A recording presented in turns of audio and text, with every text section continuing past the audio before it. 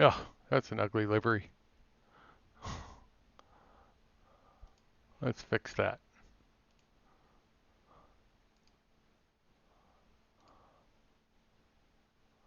That's a pretty one.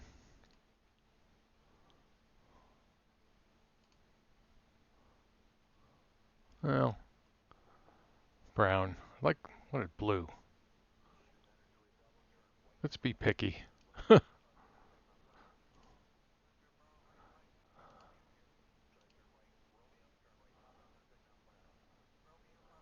That'll do. It'll do. Yeah, it's a pretty airplane. Let's face it. So, I haven't flown this plane for a while. This is version 1.3 of the Coronado PC12. I'm going to turn these guys down for a little bit. There. Okay. And just so I can keep my thoughts together while I'm talking through this. So that's the PC-12. It's a pretty airplane. It's a capable airplane. I've had it for a while. I've had it in X-plane. I actually had it in prepared back when I flew that, and now I've got it in X-plane. Um, I didn't fly it a lot in either one. I flew it because really it was I got it because I was looking to see how these planes were done in X-plane, and it was a decent enough airplane, and I wanted to just have something nice to fly until I found honestly something else. Um, so yeah, it was a decent airplane, but since then had I got some other airplanes which I liked more, and but I figured I'd give this another shot, and especially since they came out with rep, I haven't bought any airplanes that have rep yet, and I wanted to see what they would do, and just to see if perhaps with it this airplane would be more interesting to me. So it's outside it's a beautiful airplane, flies high, it's fast, can carry a lot of uh, passengers and cargo. It's got a lot of room in the back. Yeah. So look, I mean, you get this big aisle here in the TBM. It's very narrow. Um, so pretty nice. Um, it's got a nice clean cockpit. A lot of things work. Some things don't. These switches here don't work. A couple of other things don't that I can think of. Can't really think of. Anyway, so I was going to walk through it with a PC-12 just to give a review. I bought it myself. Nobody's paying me, obviously. My huge following on YouTube should attest to that. Um, it's sarcasm in case you don't get sarcasm. Sometimes I don't get sarcasm. Okay, so you got a knee board here. And like I said, this is my first airplane with reps, so I took a quick look around just to see where things are. This has normal operations. I believe it's the same as the BE-58, the Baron. Emergency procedures, and then references with these little charts which you can click on and make them large, so you can do calculations, landing roll. That's useful. If you want a different one, you just close that and then go back here. Landing distance with reverse thrust, landing ground roll with flaps 40. So based on the runway, if you know how to use these things, they're not that difficult. Tedious, but not difficult.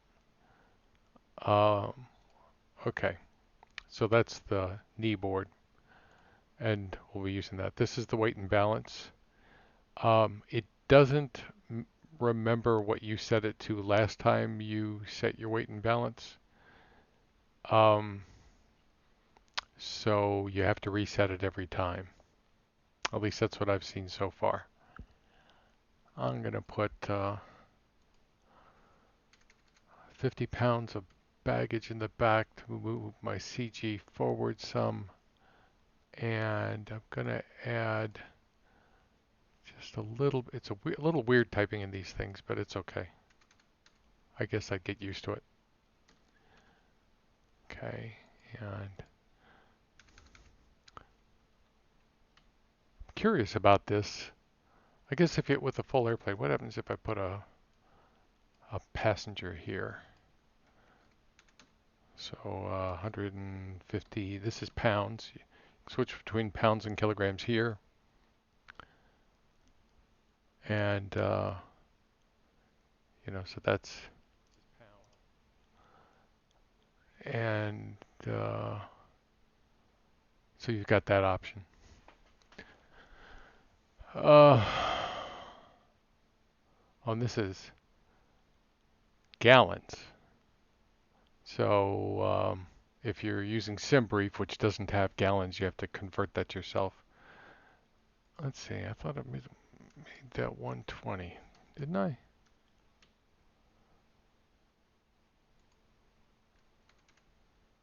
I've got a flight plan from Sky Harbor, which is where we are, to Albuquerque. And, well, we'll use that. Why not? Got this mystery person sitting in the fourth row. Then you click apply and close. And I'm not 165 pounds. Not crazy above that, but I haven't been 165 pounds for a long time. Let's see. Okay, so where was I?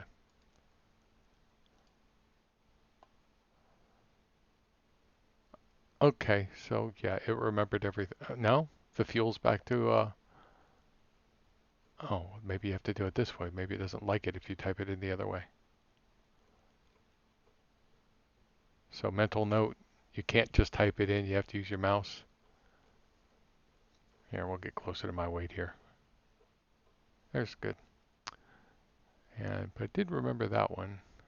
The gained a pound just sitting there. Isn't that amazing? Yeah, let's make sure it saved it. Yep, yep, it likes it now. Good. All right, so go back here. Quickly on the walk around, I'm not going to go through the whole thing. Um, it's kind of nice. You can't move with your mouse, so if you open up the window, here's the walk around checklist. Um, let's see. So you've got these things you can check, some of which you really can't check. So for example, checking to make sure the store is closed. I challenge you to open it. It won't do that. But you can at least pretend you're checking the cargo, checking the tie down straps, checking the cargo door. Would have been nice if they'd opened that or had that set up right. And then here, the static ports, I think would be, there's one, perhaps this right here. Not sure. External powered door is closed. Might be that. Don't know. And then you check the oxygen rupture disk, which might be that. It's intact if you have one.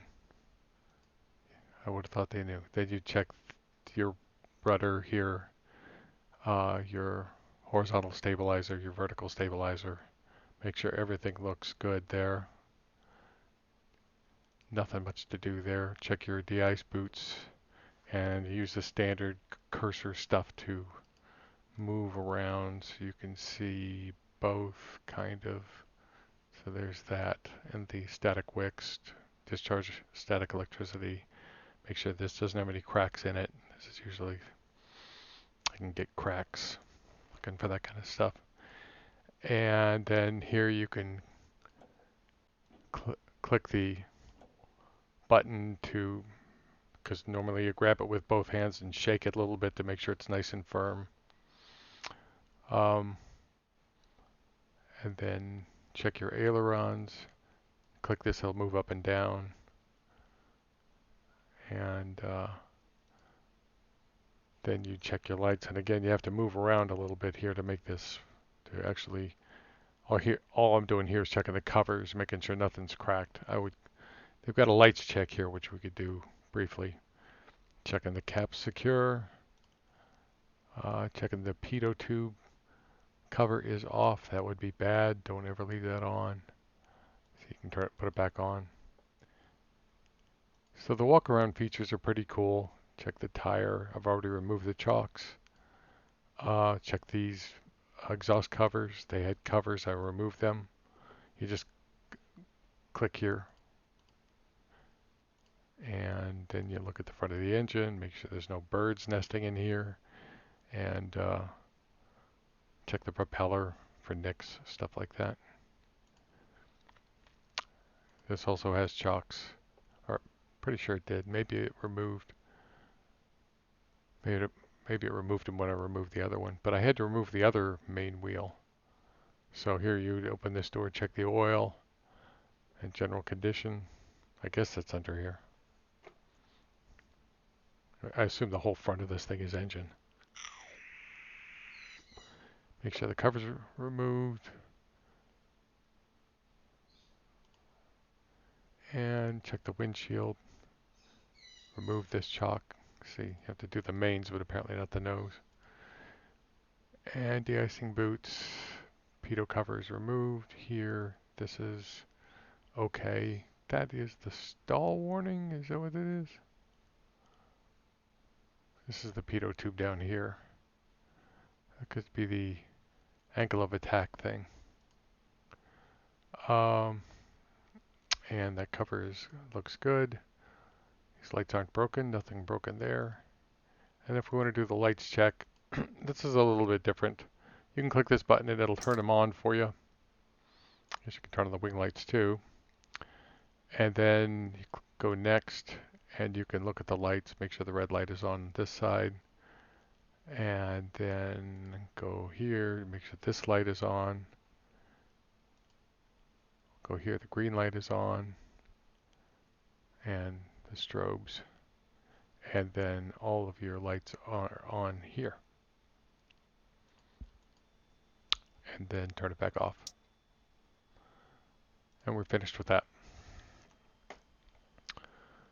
Okay, so it's got a tow thing. I don't know how to use it. I don't necessarily care. I'm usually pretty happy with wherever I am as long as there's not another airplane in my way. It's got this maintenance thing, which is something that a lot of people really like. I'll see if I like it. Not sure. Really, to me, this whole add-on is about how the airplane flies.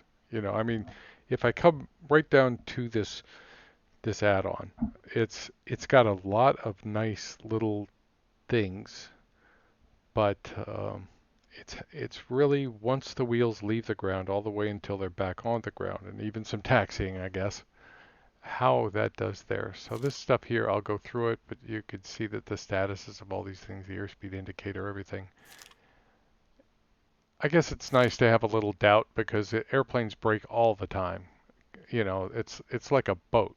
They just all of this equipment, and not only does it break, it almost breaks. And here you can enable FS economy or enable a standalone system. I'm not going to mess with that right now. And that's really it. So really it comes down to the knee board, and we need to really kind of get this airplane in the air to see how it does. So yeah, really for me, anything that any airplane I fly, it's got to have. I don't know what it is. Maybe you know what it is. It's a certain something that makes it feel pretty realistic. Uh, in general, airplanes want to fly, and they want you to be able to fly them. They're designed that way. So sometimes in the sim, I think they don't necessarily fly like the real world, and then you wonder. And I don't know. Another airplane that I've never really connected with is the King Air, even though I love the looks of them. Um, I think it must be that it's a very docile airplane in the sim, and that's probably because of the air movement. I've asked myself that a lot. Beautiful airplanes, though. So let's look at this. So the positive rate. Okay, so we're already in the air there. Okay, before engine start. Pre-flight inspection, we'll call that complete. The parking brake is here, and takes a little bit of time. That's different. It actually takes some time to come out. It's a better animation. Parking brake is set. Flight control lock is removed. In fact, the whole yoke is gone. Oh my God. um, Oxygen lever is on. Assume that's this. So the oxygen comes on without any power. Interesting. PAC's oxygen supply is on auto. I don't think I'm going to get any help here. Um,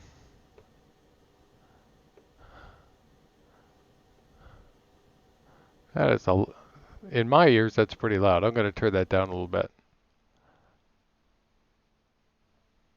Okay, they say they want these things, and it's probably realistic to have these things all the way turned up. But for the sake of this, and maybe for the sake of your ears and being able to hear me, I'm going to turn it down a little bit.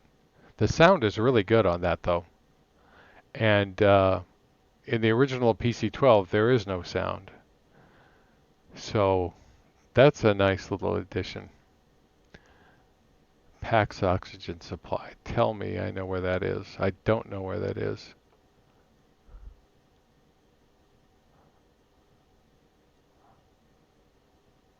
Supposed to be on auto. Cabin pressures on auto.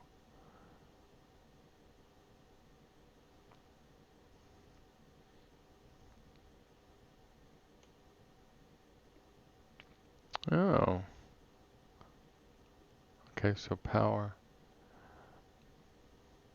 I'm not going to worry about it. I'm going to assume that anybody, the people that are looking at it, looking at this review probably already have the PC12 and they know where that is.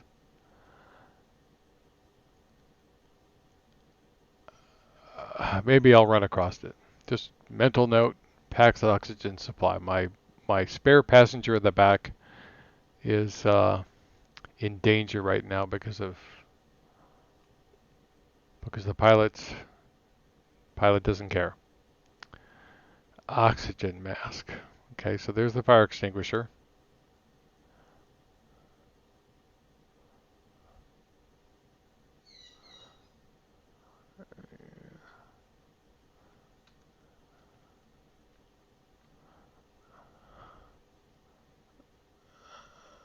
Well, there's the oxygen. I remember that. But oxygen mask, again, I am baffled.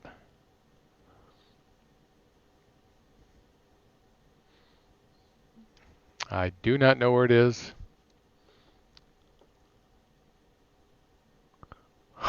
People are talking to me. Honestly speaking, nobody ever says anything in my chat, but I am, now I'm paying attention. So, okay. So, yes, I'm looking at the chat.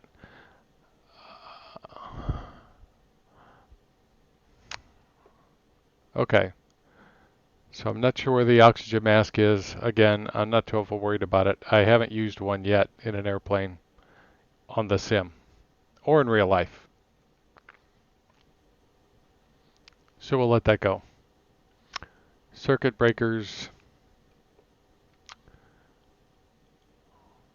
Those are there, and I don't believe they function any better than they did before. Nope, no click spots there. We'll assume they're in. EPS, check and arm. EPS is armed. I guess check it is click there to make sure you get the green light and then you arm it. Landing gear handle is down. Trim switch. I assume these are here, yep. Trim interrupt switch, normal. Flap interrupt switch is normal. More lever, manual override is off. Power control lever is idle. I'll put that on idle.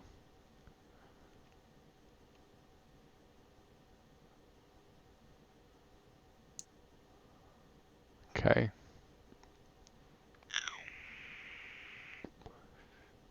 Condition lever is cut off. I'm gonna make a small change here. Joystick. No, not that one. This one? Throttle. This should not be propped, or this should be mixture, and this should be none. None. Done, right? Oh, and that's got to be reversed. It lost my settings when I made a copy of this airplane. Okay, mixture done. Okay, and that's behaving right. Good. Okay, condition lever is cut off. Flap lever is 0. Fuel emergency cutoff. I don't believe this airplane even has one of those that actually functions.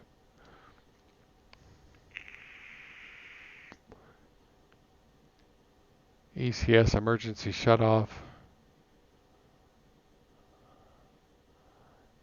This is the ECS.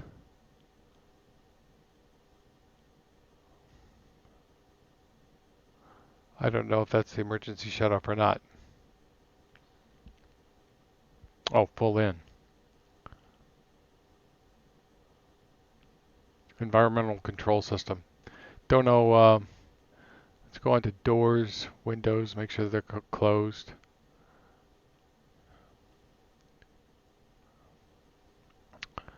Okay, and let's go 4. Make sure the doors are closed. Because this thing can be unforgiving. If you screw something up, you will now have to pay for it. You'll have a problem of some kind. So Coronado airplanes by themselves are very docile. They'll let you get away with anything, just about. Almost anything. I think you can blow out your flaps. But rep changes that. Okay, so now we go to overhead. Standby bus is on. The rest of the switches are off. Electrical switches all off. And I assume that they're talking about a different set of electrical switches. Perhaps down here. There are no electrical switches. Clearance obtain. Well, we've got a flight plan.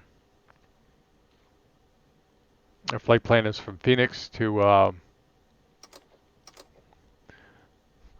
Albuquerque. And wants me to set the GPS flight plan right now. The only thing on is the standby bus switch. So I would guess that we would have to turn on the avionics.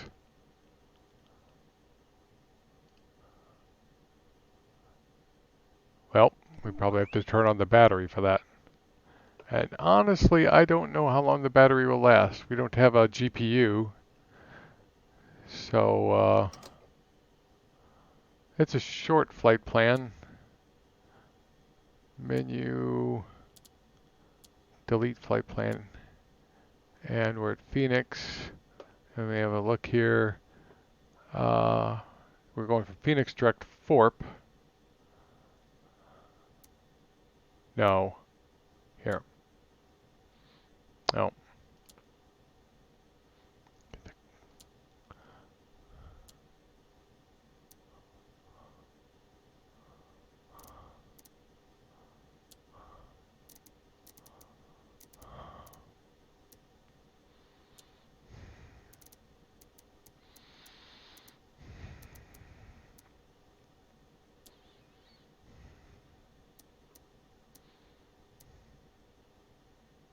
That's port. That's it.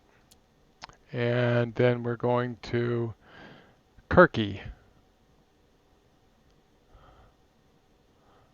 Okay, so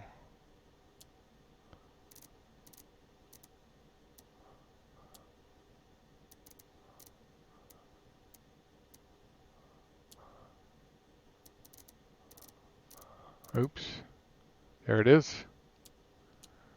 And procedure. Oh, clear. No, we're not going to select approach. Go back to flight plan. Go here and then put in K, A, B, Q. All right, now let's go to procedure. We're going to select the arrival, and that's the Kirky 3. Oh, and we're going from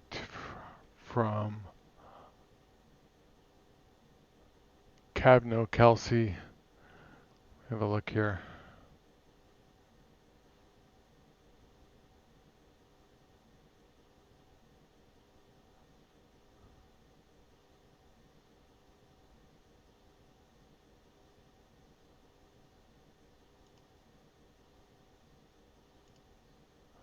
I don't know. I don't know the answer to this question. Hold on, let me look at the chart. Albuquerque.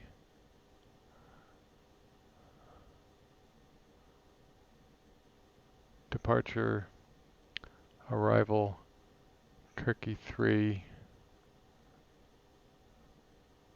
Kelsey.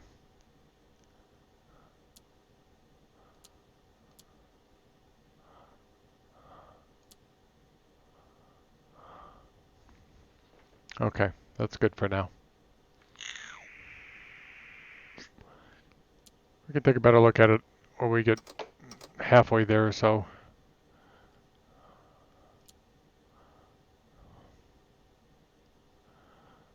Well, what did I do?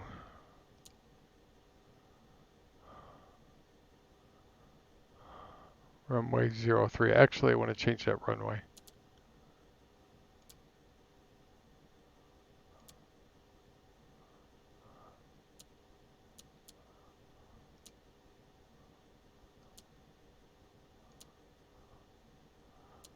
Land runway 8. Okay, now we're good. Now let's look at the flight plan. That looks right.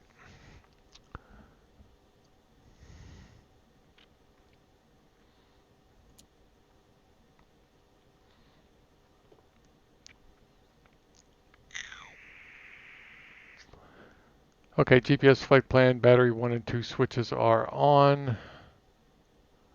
So our battery's already down to 21 volts. Battery 2 is, oh no, they're both 24, isn't that nice? Beacon and nav lights, turn them on. Fuel pumps, audio visual check. So I can hear it. And I can hear it. They're back on auto. Lamp checked, which is handy for here, but how do you check down here? All's a challenge. Okay. There is this thing here. This is a Coronado bug. This should not, I mean, I'm glad it does. I can check these lights down here and, you know, check these up here. But this is only supposed to illuminate this in here. All of these tapes along here, you'll see them when we fly. They all look like this. And what you get is what they call tapes and eights. So this will every digit turns into an 8, and every tape goes all the way full. So you can test those. That's what that's for. But that's okay. I'll take what I can get. So, and there's a little X right there. Isn't that nice? Okay, so fire warning checked. We're not going to have a fire, are we? And how do you check it? Um,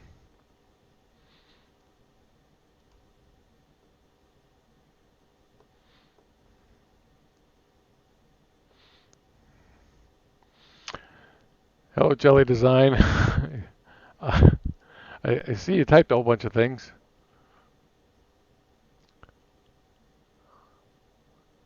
Um, Fire warning check.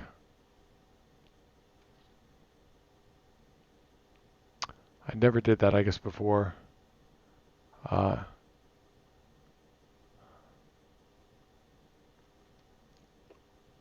EIS, we'll say it's checked. Fuel contents, let's check that. That looks good. It's over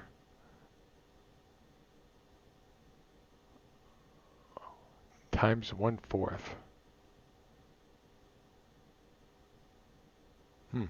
Okay.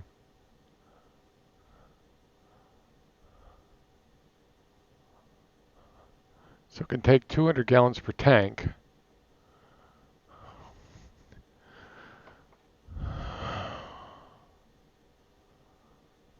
Or 2,704 pounds. So it's a little over half, and I need 1,000. So we're good, weirdly.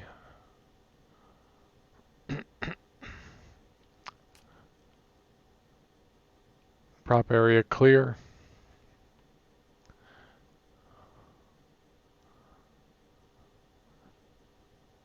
Starter switch press for 2 seconds. What happens if I only press it for 1 second?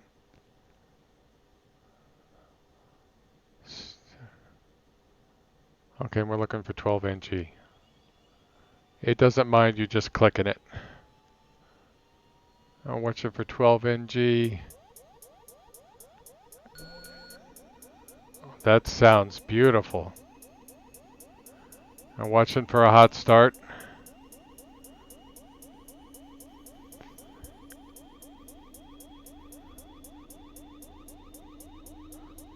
That's amazingly much better.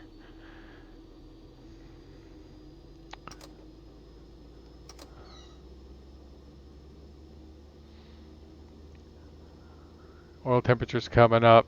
Pressure is good. ITT looks good. Torque is good. Sound is really good.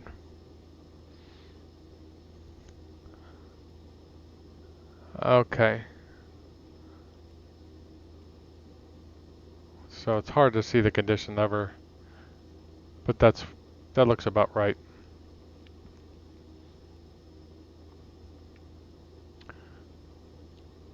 Engine instruments are checked. Gen 1 and 2.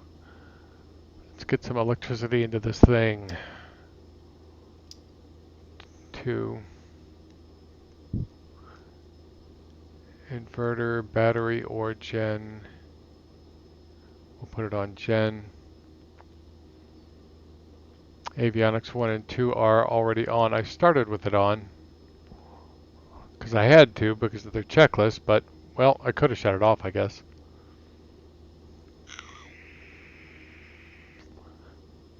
PAX advisory. I guess that's this. Standby bus is not needed. Air conditioning, well, we don't want to cook. That doesn't work. This is on auto. I think you can tune that, maybe. At least it looks like you can.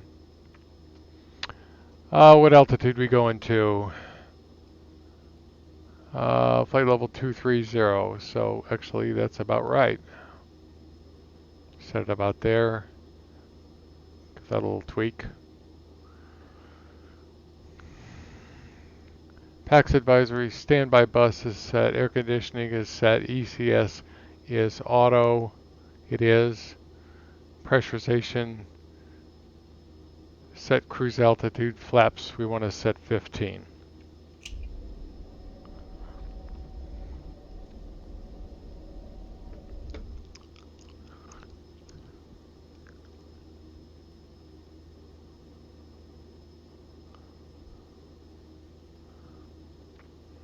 I'm going to turn these sounds down some more because they're, well, I'll just turn the volume down on my headset. I hope you guys can still hear me if anybody ever does run across this video. Pressurization flaps set.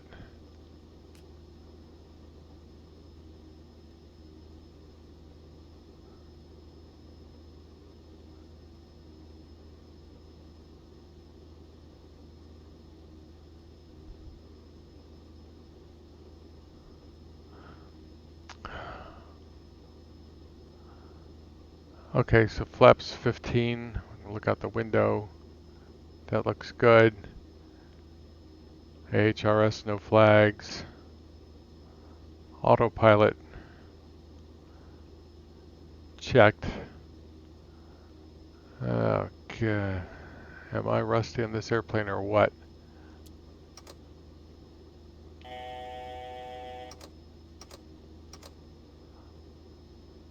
Okay, and there's also a test button up here where you can test the lights. Autopilot is checked. Pusher test. I don't actually think you can test the pusher. I mean, well, it makes a sound. I don't think it used to make a sound. So maybe it did. I don't think it did. Cause checked. Don't know how to do that. Inertial separator check open. Inertial separator is over here.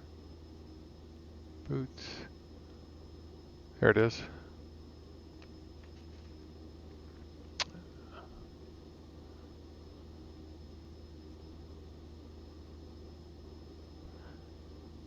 Let's see, so ITT is 601. Let's take that off. Let's see if anything happens to ITT. It might not when we're on the ground. We'll check it again when we get into the air. Actually, let's give it a minute, because that could take, what, 30 seconds or so to open?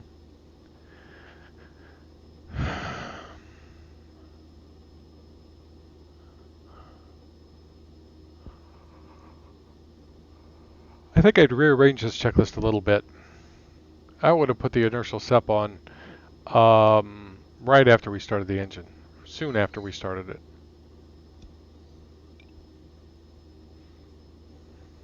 No change. We'll just check it when we get in the air. De-ice. Okay, so the only thing we really should be looking at is, I guess, I mean, I doubt the de-ice boots look to do anything. We could check the, let's see, does this have a prop amps gauge? I don't know that it does. Oh, well, there's the mask switch. It doesn't work. I don't know that there's a prop amps gauge to tell you if you're actually pulling amps for this prop. And then the boots probably don't, nothing to test there.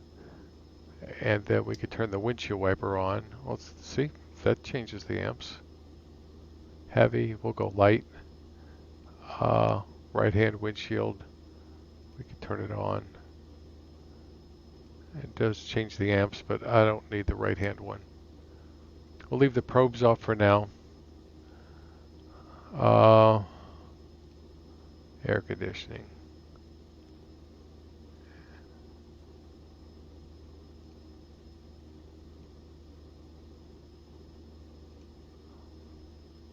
Okay.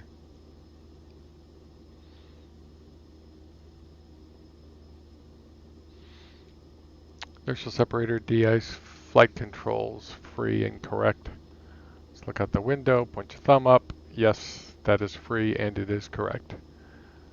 Flight controls, trim, set, +3.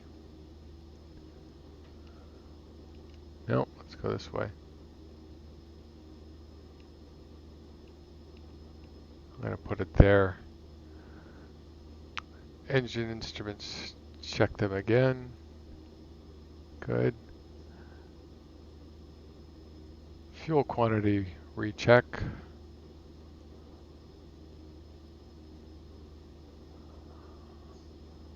Com nav set. And so they go down to Phoenix.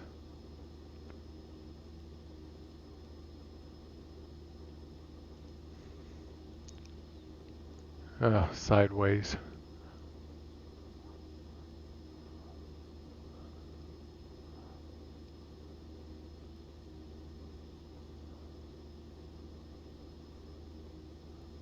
Phoenix Tower is 120.9, ground is 119.7.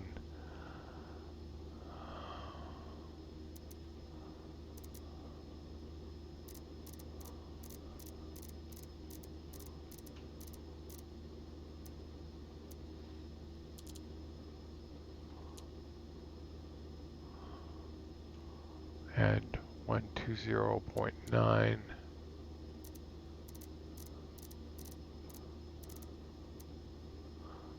All right, and approach.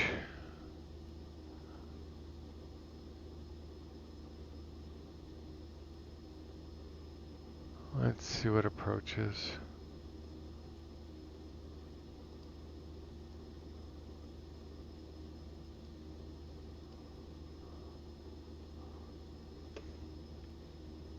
Phoenix Tower, Phoenix departure control 119.2. We could dial that in here.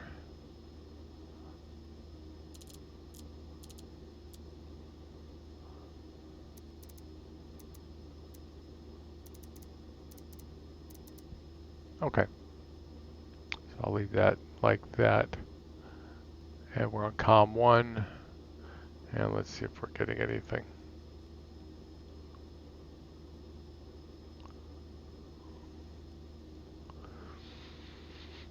Maybe we will, maybe we won't.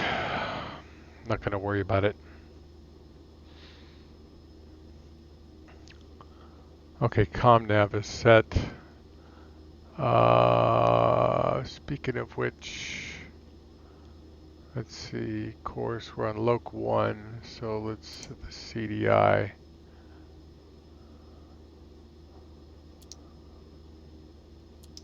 GPS, good. So departing with a heading of about, looks like 10119 or something like that. And if you're not familiar with this airplane, this is nice. It has fixes when you adjust things here to, for example, for the airports, if you wanted to show the airports, if you wanted to show the weather, it's real useful to have here. And I don't think it shows terrain. Oh, it shows traffic too. I don't think it shows terrain. They made an update to it that shows terrain, but then they took away the weather radar. So this is better than the one with terrain. Hopefully they'll update that one.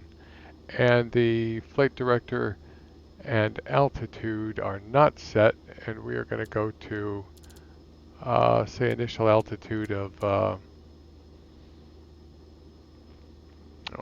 let's say 6,000. 6,000, and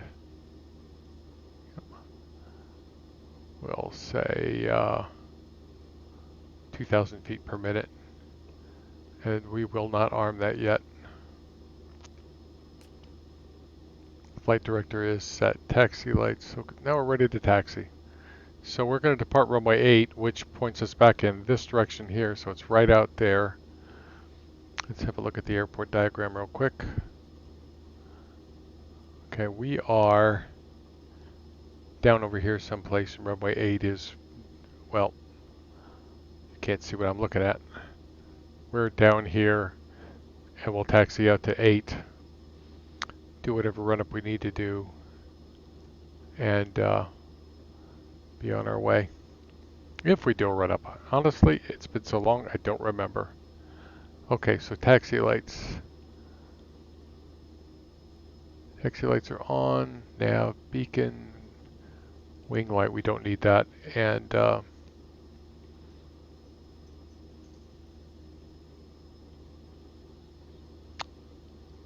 So we'll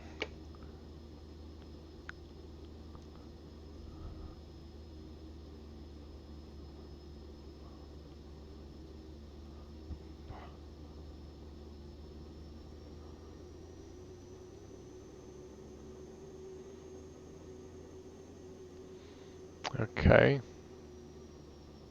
There we go. They were stuck. Something that can happen in the real world.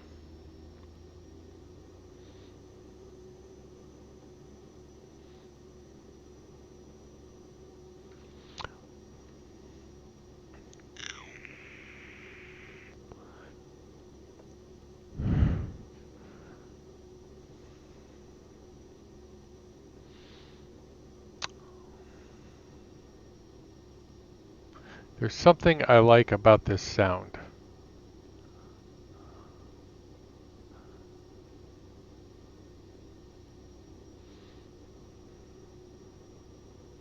Honestly, I'll have to load up the older version of this to see if they, see how much it's changed.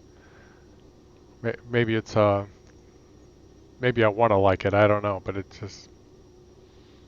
sounds good. Seems to have depth and body to it. We'll go all the way down to the end. It's a short taxi. There's Phoenix.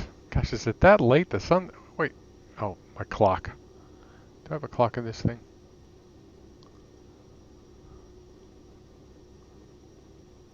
Yes, I do. What happens if I change it?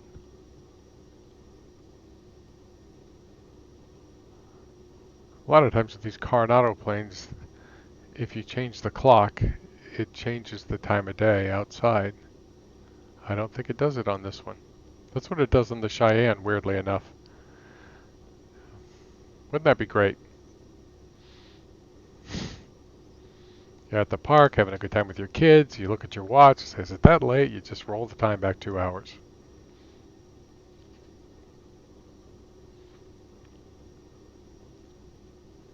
Taxi handling is very good. That used to be a real problem with this airplane.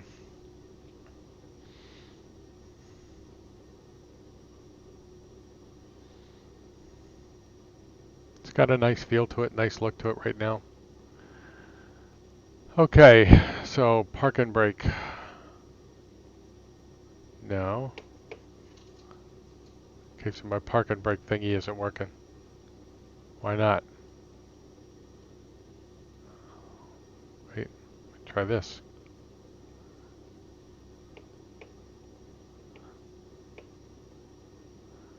It has something to do with the toe brakes.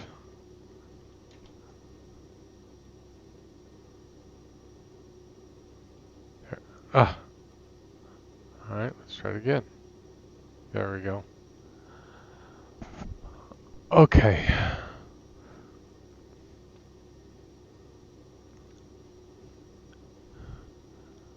Okay.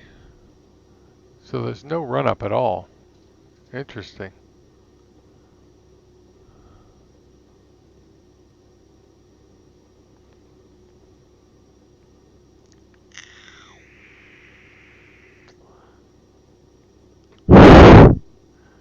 Slowly it's coming back to me, remembering what some of these things are. Oxygen. Okay, so first, I see I have to rearrange this too. This wants you to turn on the landing lights. I guess you leave the taxi light on, the strobe lights on, amps go up, that's good. Windshield heat is already on. Turn the probes on. I'm going to do it like they say, but this is not how I typically do these things myself. Then you recheck the cause to make sure it's clear. Recheck your pressurization. Check your oxygen is on. Check your flaps are set to 15 here and here. And your condition lever goes to flight idle. Transponder on altitude. I guess it would be good if we would turn it on, period. It's on altitude. Okay. Make sure the brakes are off, that we're not just sliding around.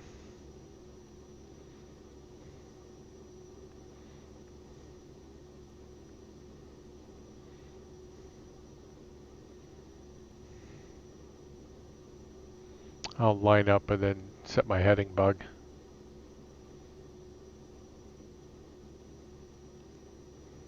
Come on, let's go.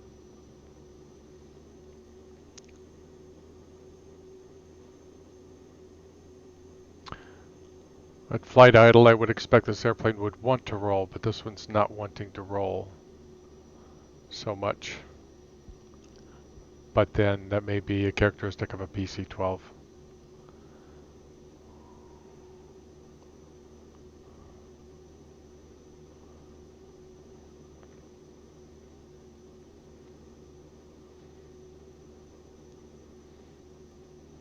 Okay.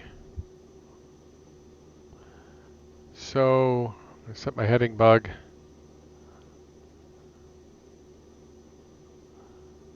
That's right. This one doesn't. This one you have to turn it. You can't just click it.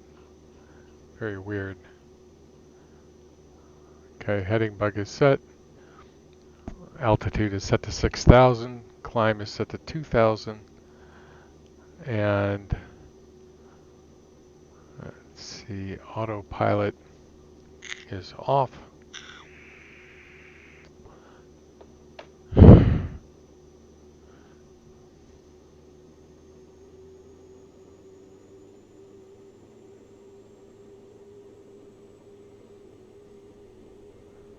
Okay, it's pulling to the right very well.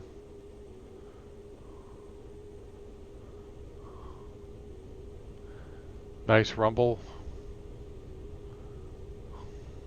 Yeah, this feels good.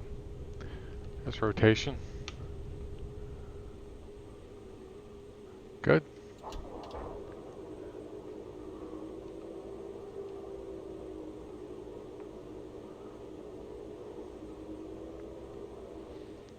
Gears up. Flaps up.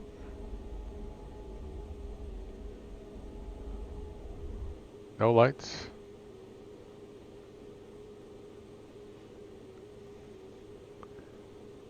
We'll stay on runway heading for a bit. Flying it by hand feels good. I don't hear a lot of wind, which I would have expected to hear more, but maybe we'll hear more wind once we speed up.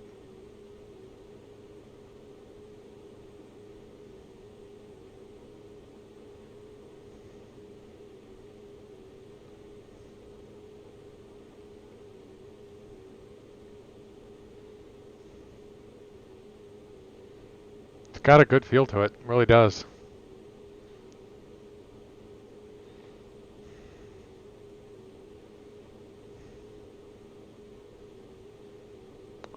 And now well, I guess I took off with ground. That was very nice of ground to clear me.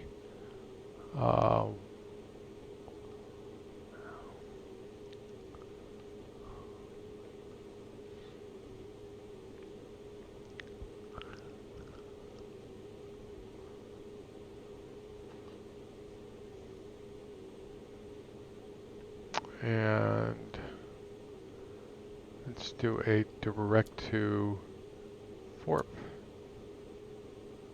All right.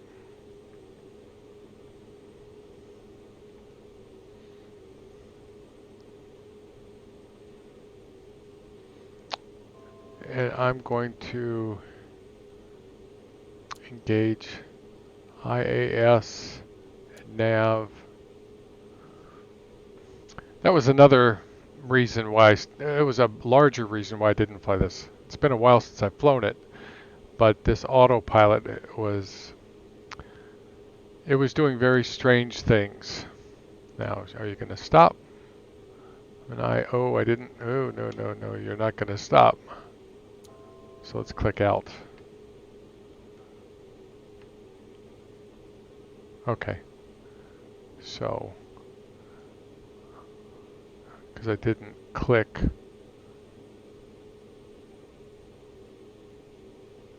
Well, this was set. Oh, I never clicked arm. That's what it was. Gotta click arm. Can't forget that in this airplane. That's okay. Uh, and we're gonna go on up.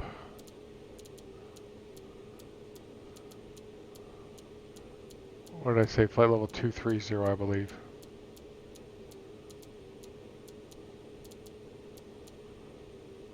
And 2,000 feet per minute for right now.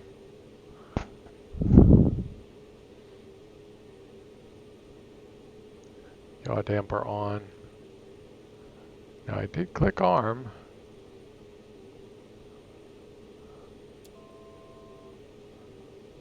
A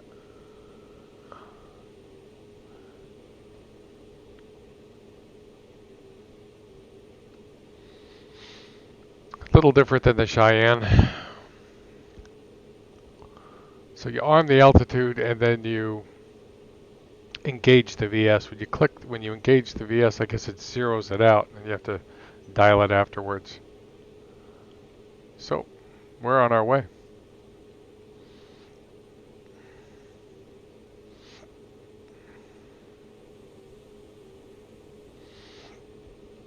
So really, this is the review. Really, for me, didn't start until even though I appreciate the checklist, I think the checklist is better than the one provided by Coronado.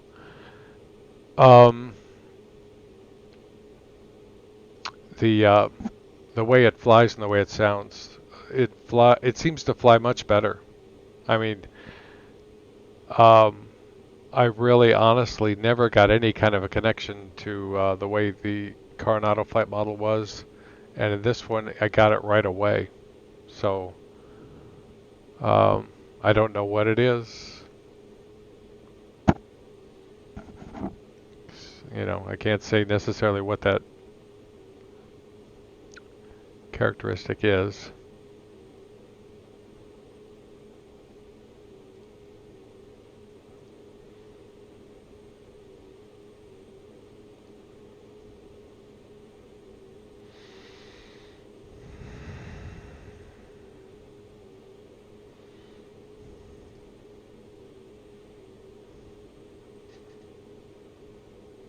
My altimeter is boatloads off. I never set it. I just as well hit standard.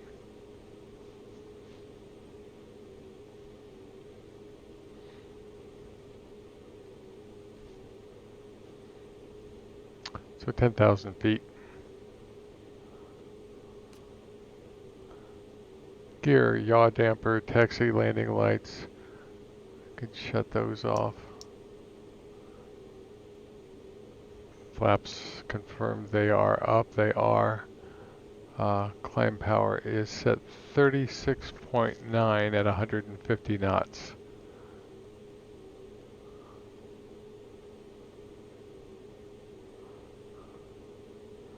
I'm going to have to calibrate my throttle because, well,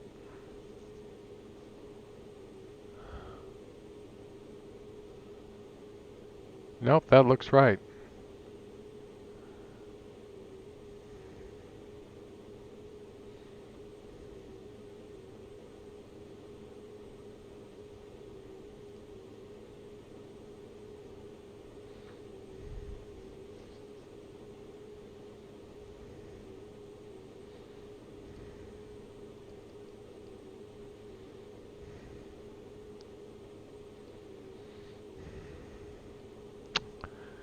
Now, about that inertial separator. Let's watch ITT and see if that goes up.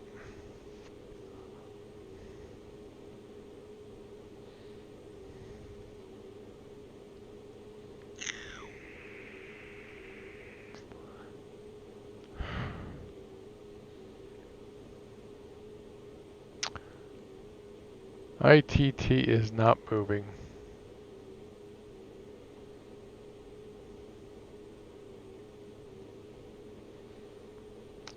But something happened there. It went down and then back up. And our torque is coming up.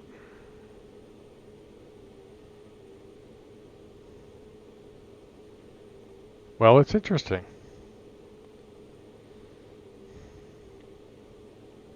Torque did go up. Pressurization checked. Says to set 36.9, but you know, torque falls as you climb. It's climbing at a good rate.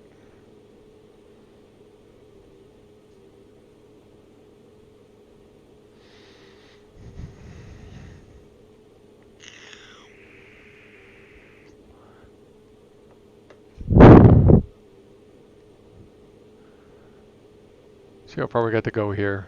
Not far. Oh, 180 miles right there. That'll be a half hour. I want to see some Earth, so I'm going to set the clock back. Oops, wrong thing. Done. Customize. Let's go real world time, because it should be quite early there. There we go. Now we can see some stuff. Some nice ortho. That's ortho 17 right there.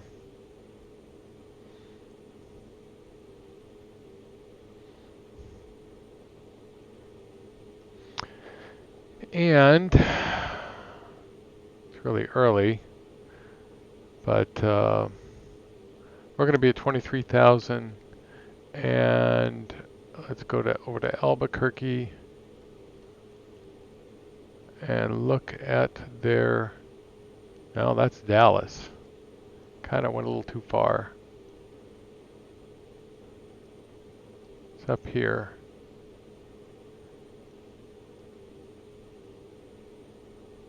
Albuquerque, $4.99 a gallon.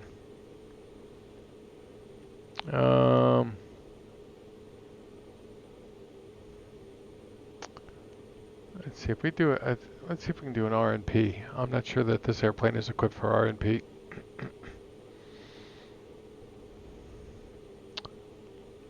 Ooh. We're coming in. We would probably pick up at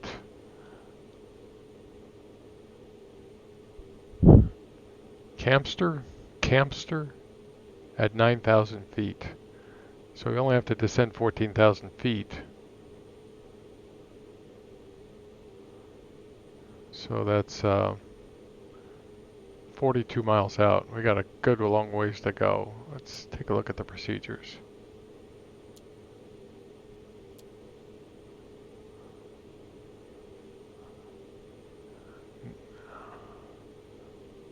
Have an RNAV-Y and RNAV-Z. RNAV-Y and an RNAV-Z. The RNAV-Z is the RNP. And if you've ever seen, well, this one's not going to be the most interesting RNAV.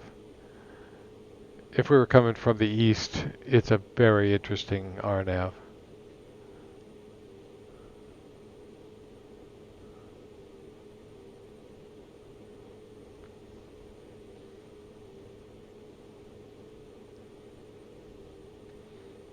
Just to give you a look at what it looks like. You fly this curve, and it's close in too. See, the runway's right there.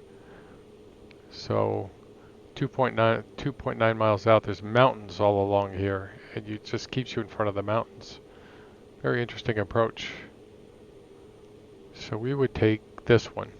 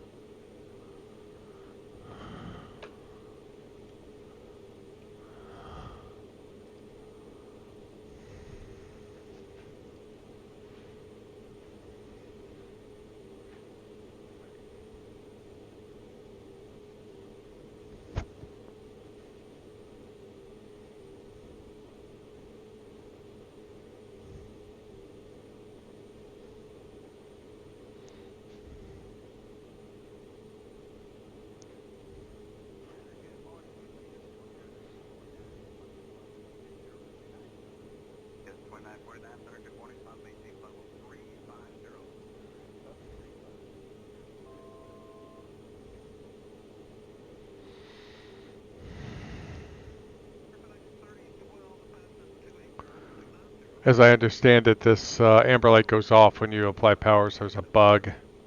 Nothing I care about. It's the kind of bug you see in in a regular airplane. Sometimes they get these little quirks.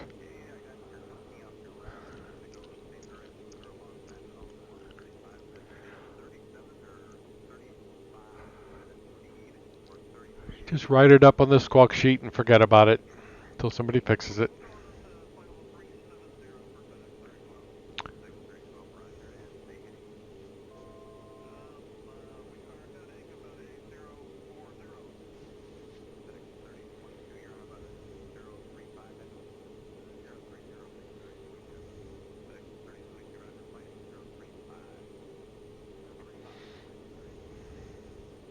So the sounds are good.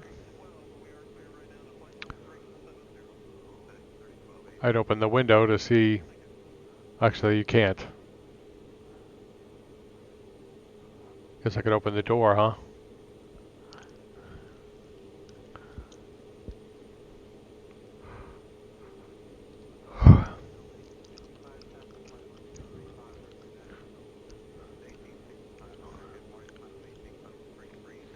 I will take the RNPZ and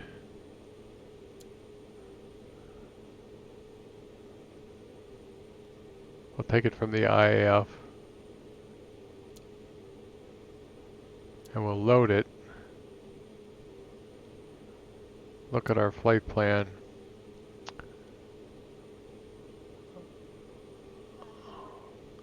So somewhere around here, we're going to have to jump over there.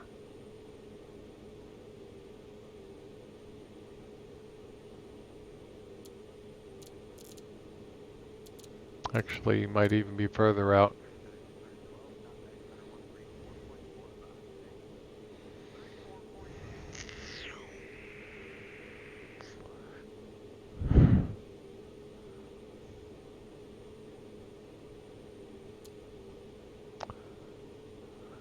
And I'd put this thing on crossfeed, but I can't remember whether, like, you click flight plan and you can click menu and then crossfill. And I'm not sure if it crossfills from here to here or here to here. I think it goes from here to here. But this is the only airplane I have that has two 530s in it, so I don't know. I don't need it. It's okay.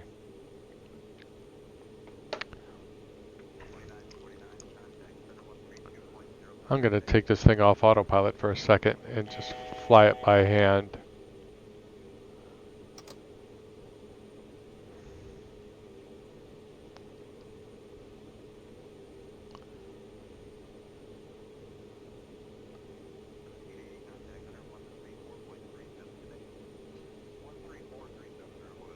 No, no.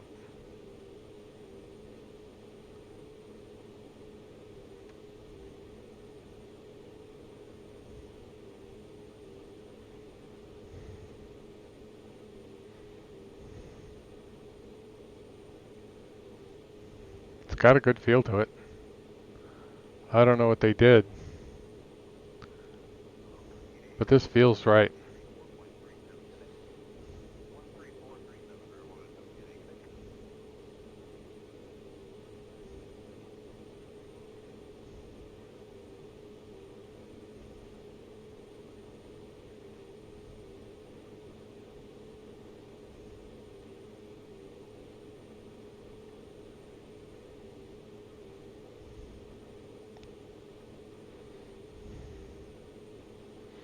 Now, if they did the rep for the Cheyenne, I'd hope that they wouldn't touch the flight model on that one because it feels really good already. It doesn't really need that.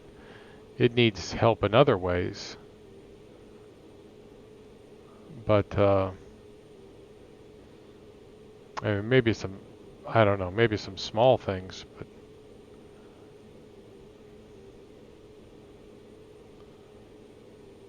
certainly it'd be nice to have things like the walk around.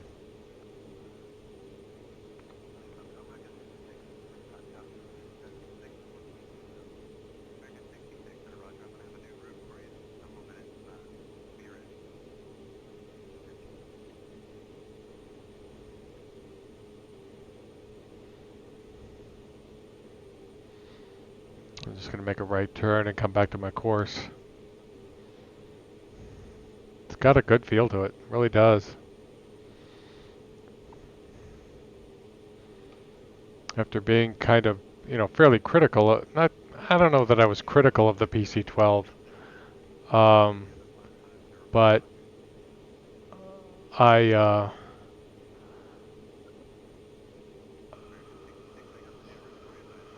come on, let's get down. But there were things that really just, like I said, it didn't gel.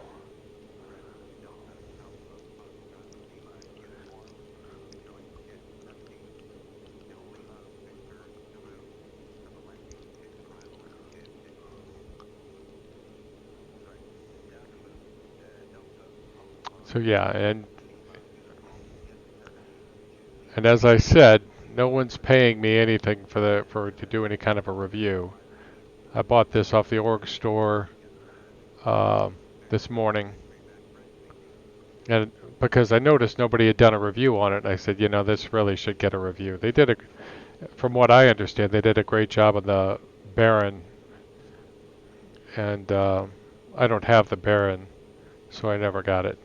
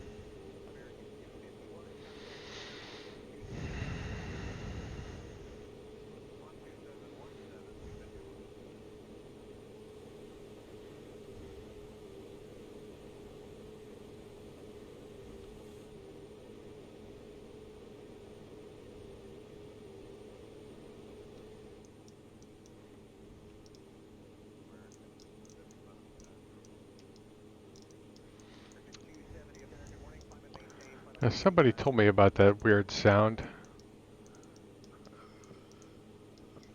Someone said that it has something to do with a trim wheel. That ticking sound.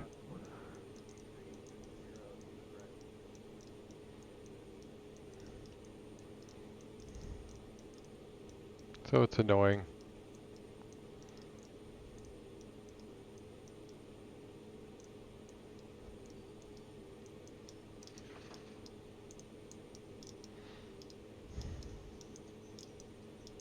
God, sounds awful. What's going on over the nose?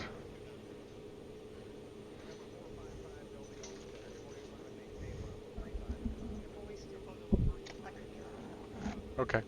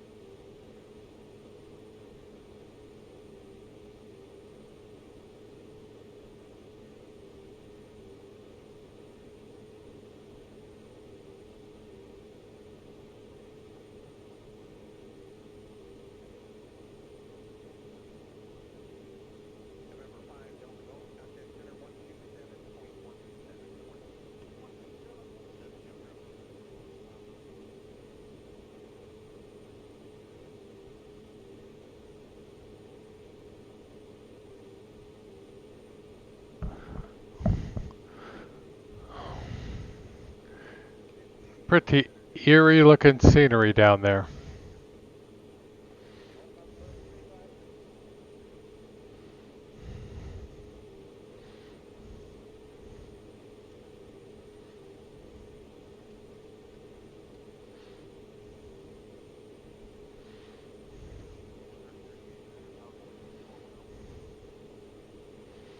So what did I say? We've got to go down 14,042 miles out.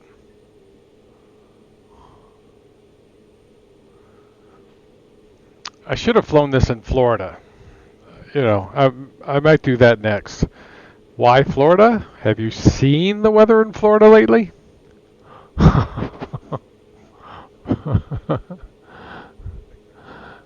knew somebody would ask. Florida's been like this all summer long. Look at this. And this came down from the north and just sat here. It's been sitting here for 2 days. Raining on the west side all the way up like this. And calm, well not calm, but you know, okay, you know, with pop-up stuff. Normal stuff, pop-up stuff is down here. But yeah, I mean, let's see what it's doing today. Yep, it's sliding right up.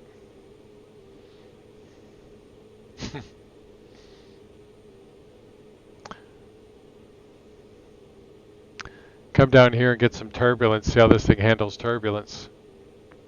I flew the west coast because I figured the weather would be nicer and less distracting.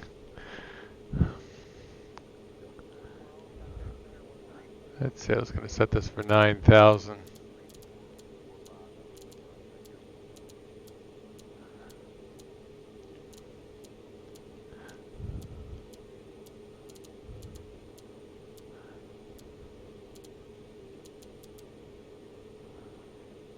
And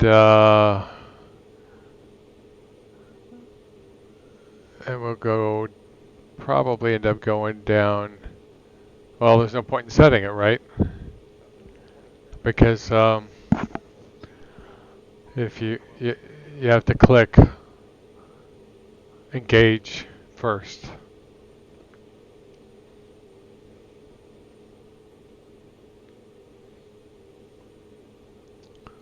What is that down there?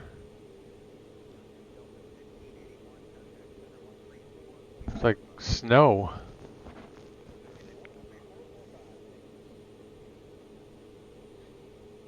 I think it is snow.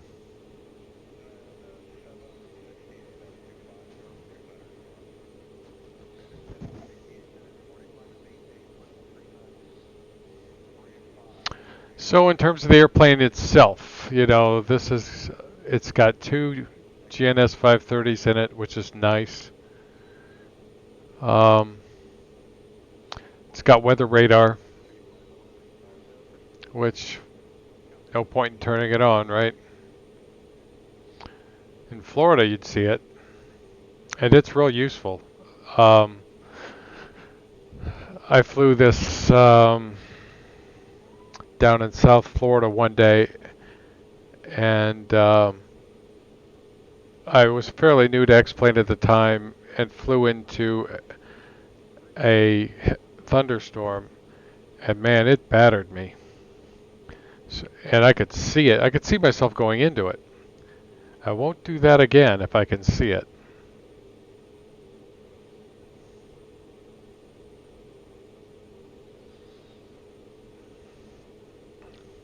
It'll fly higher than this. It'll fly faster than this when you get up higher.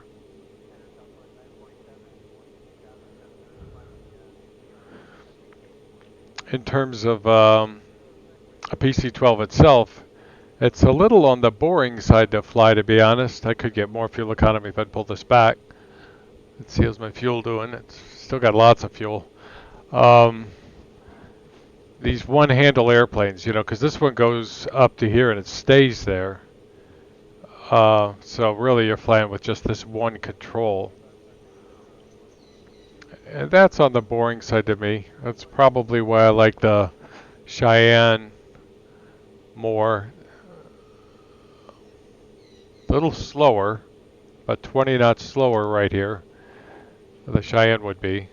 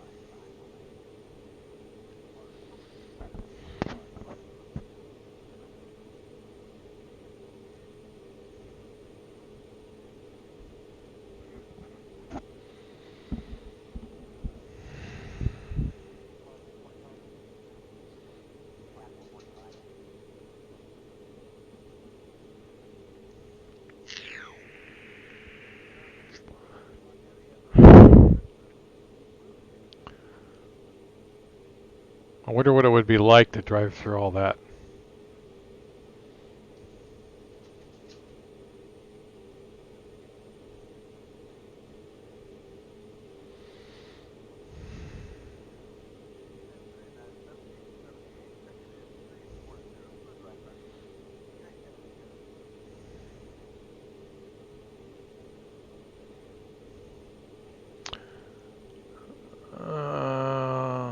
There,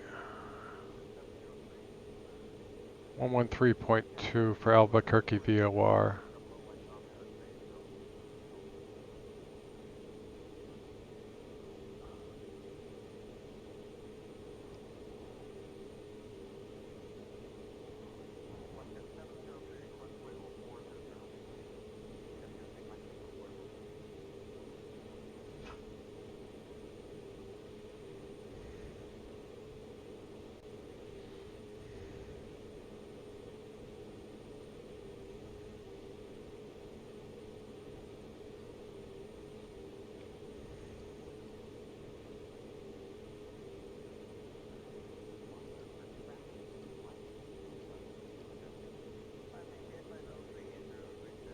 I have no idea why they put this in here.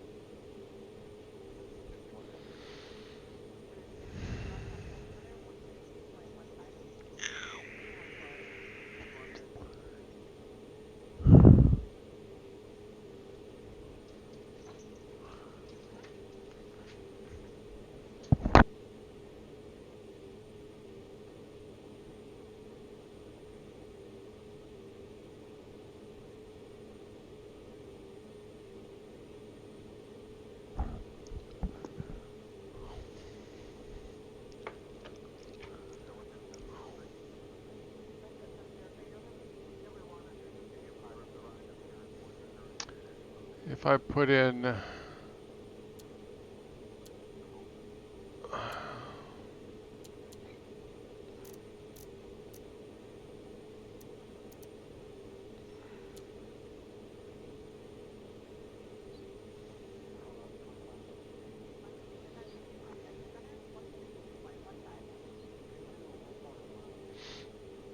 so 122 miles out.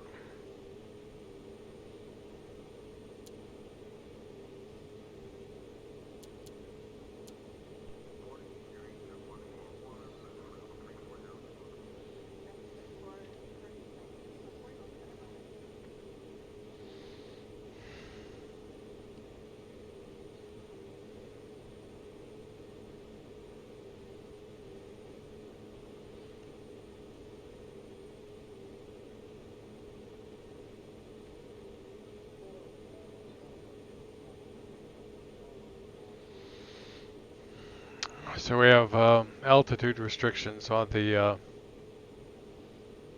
arrival.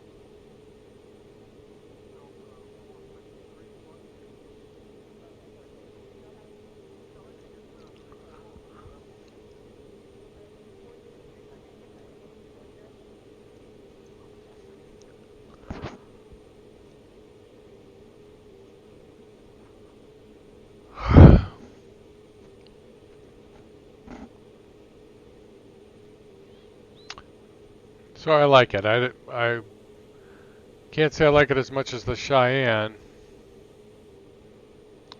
but I like it.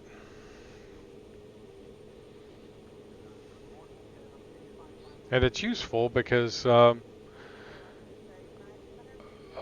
good airplane for flying in bad weather.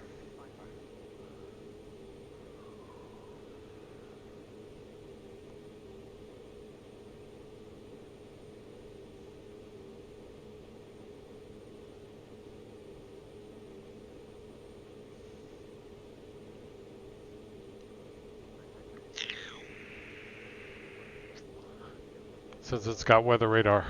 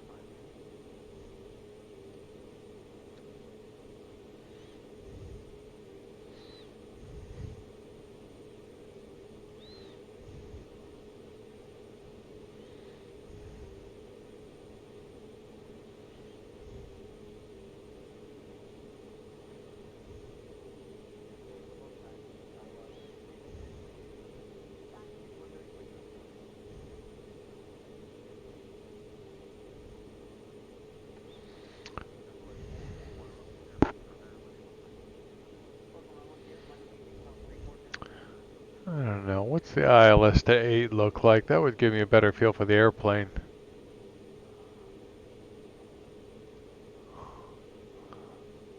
Okay, so that comes from the same place. I'm going to switch to the ILS to 8. I'm going to fly the ILS.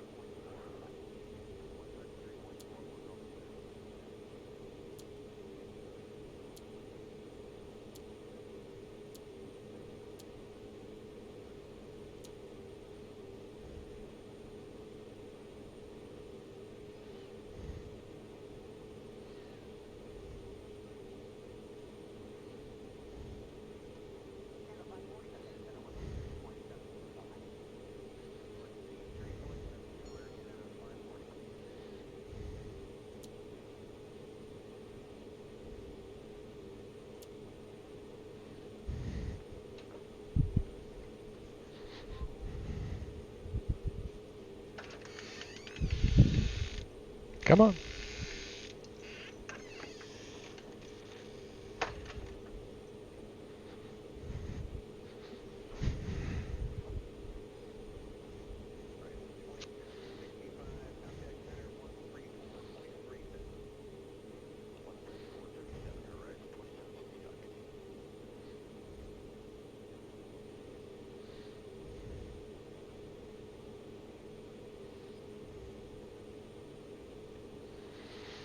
So yeah, it's, I don't know, flying in really nice weather like this is kind of boring, but because I do spend a lot of time flying in Florida, but I can't blame the airplane for that.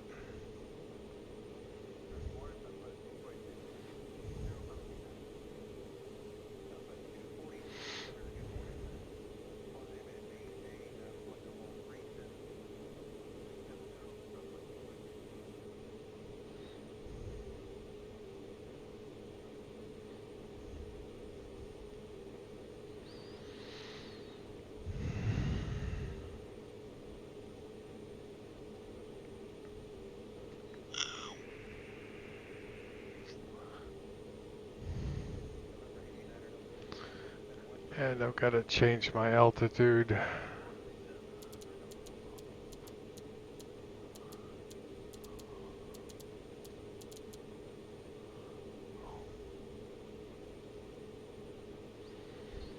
And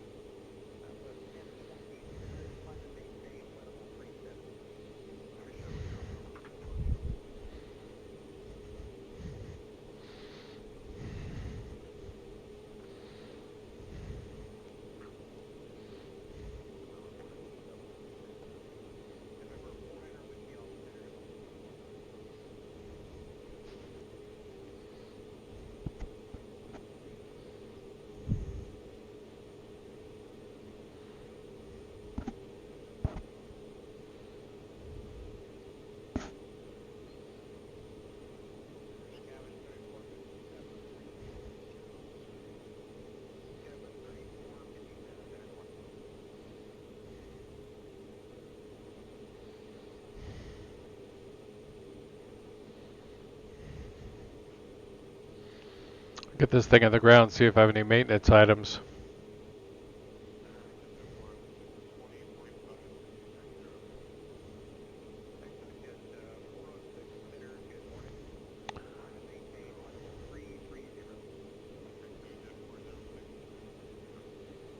So we're 82 miles.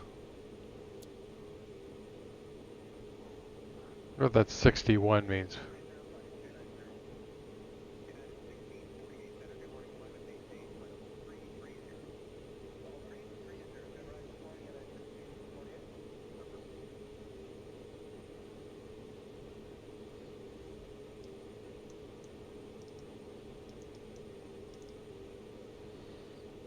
Decision height is 207.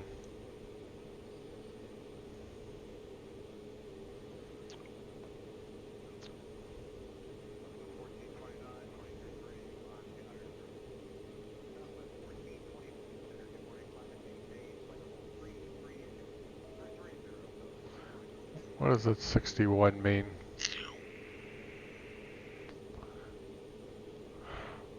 Heading? Yep.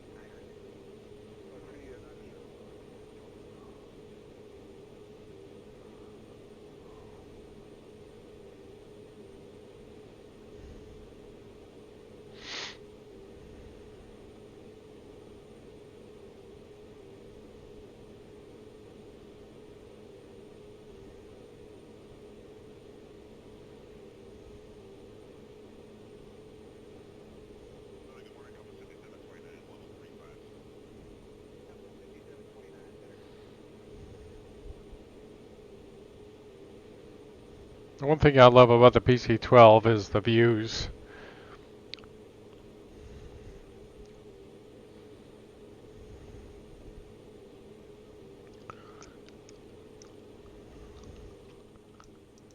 If you didn't have that ticking sound.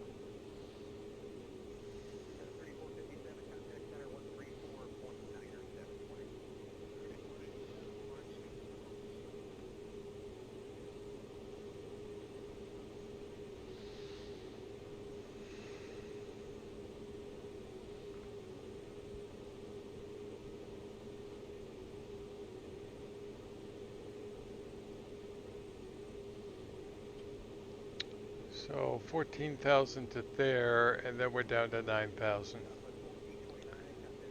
Nope, 10,000. Nope, 11,000.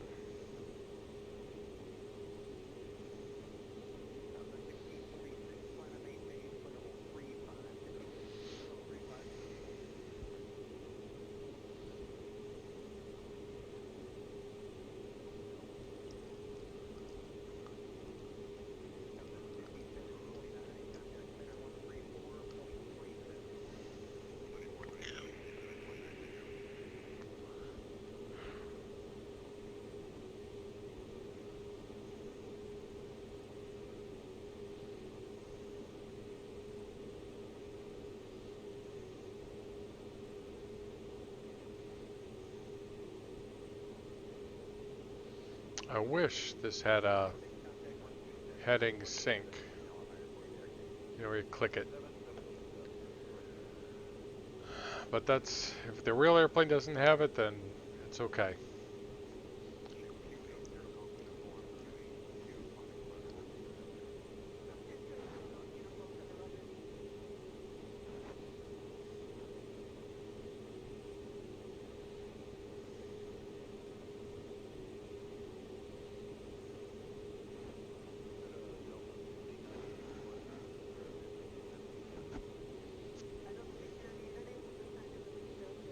We're supposed to be at 14,006 miles.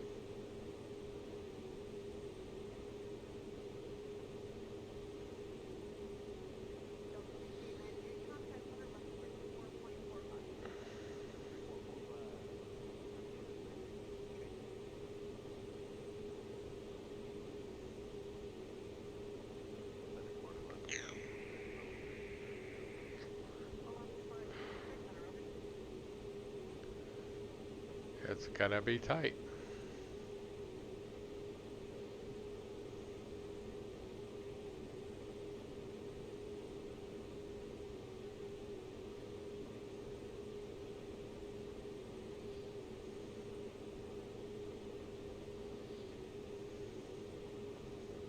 Nope, it's not gonna be tight. I'm not gonna make it.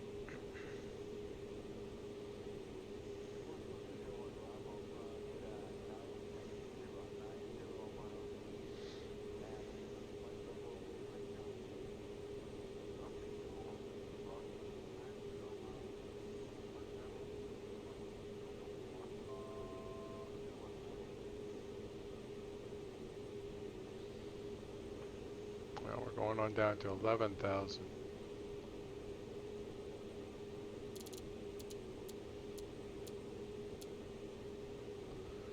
And how far to 11,000? Not far. 7 miles. I better increase the rate of descent.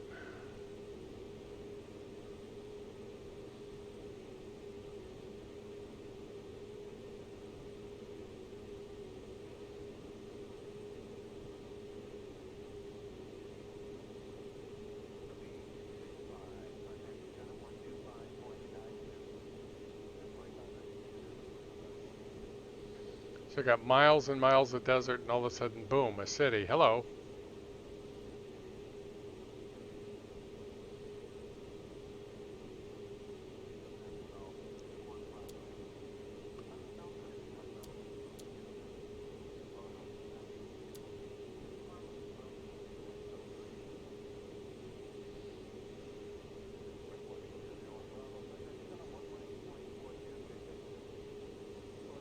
Not going to make that altitude either.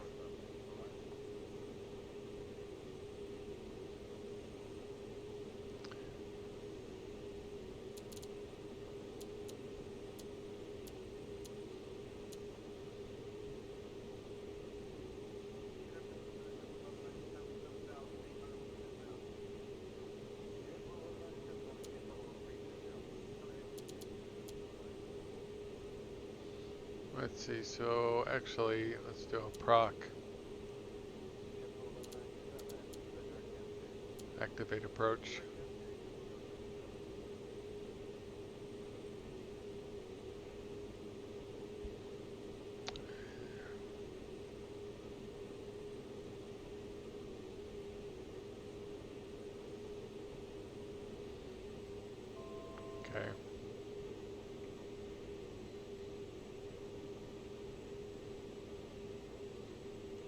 went down to 9,000. And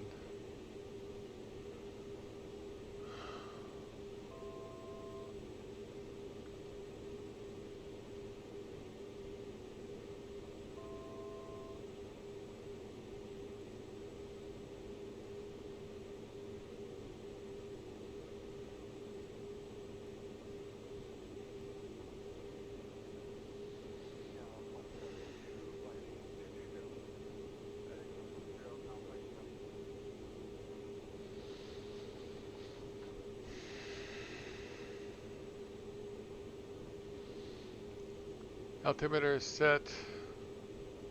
Let's turn our landing light on.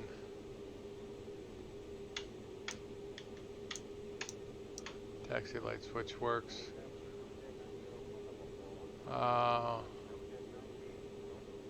Inertial separator.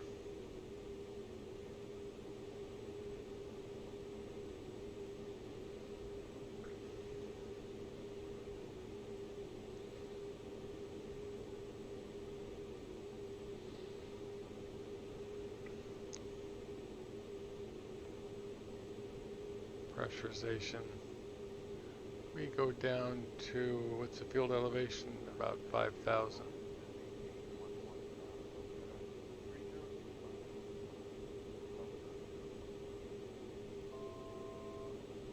That ought to do.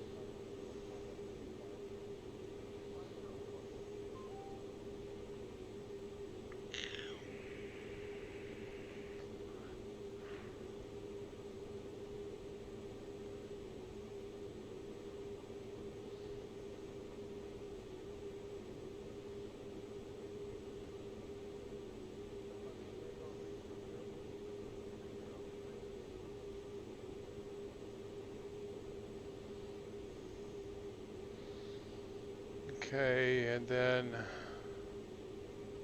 8,000.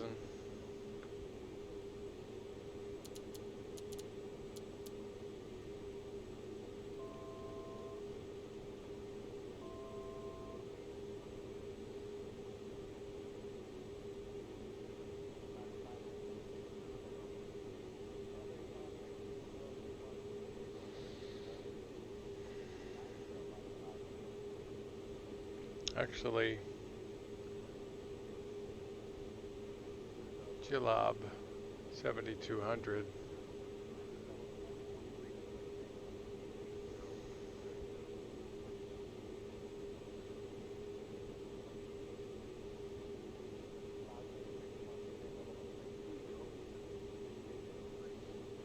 Oh, 1.9.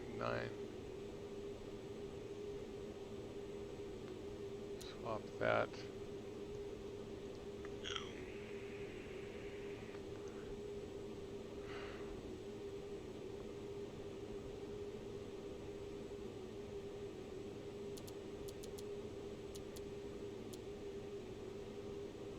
that. And GPS, let's go to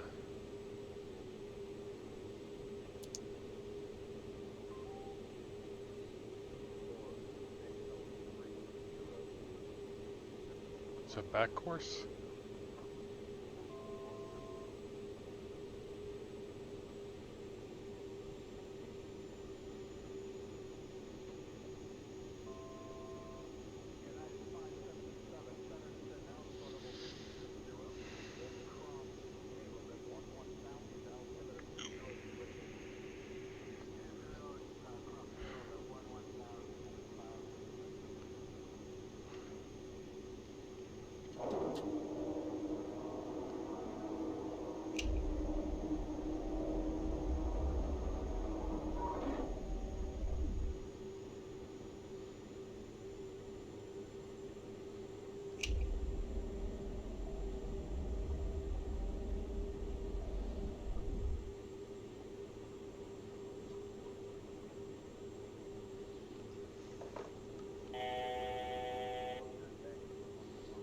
I never clicked approach.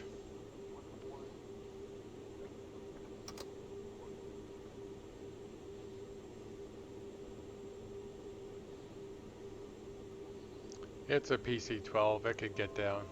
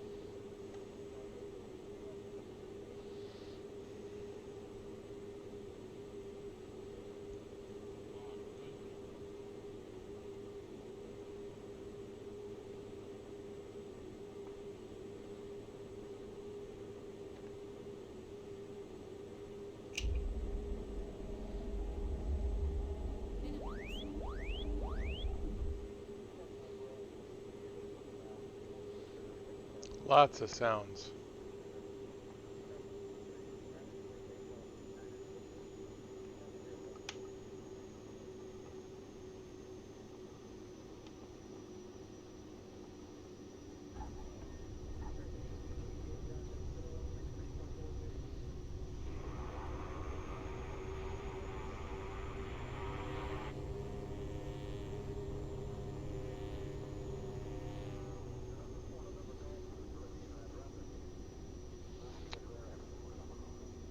Good sounds all around, really. Nice handling.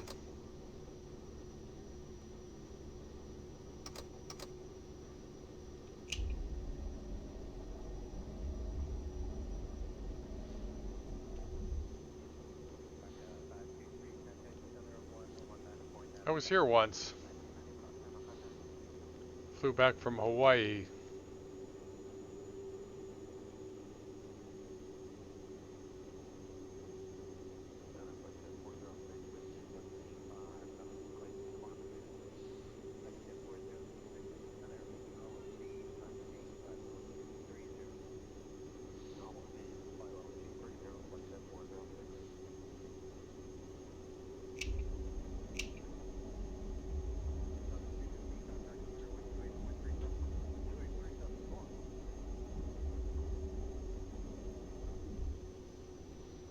So runway?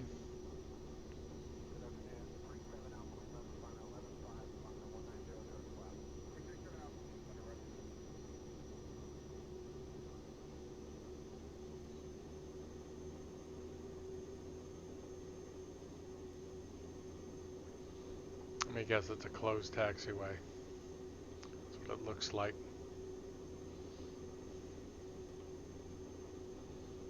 Yep.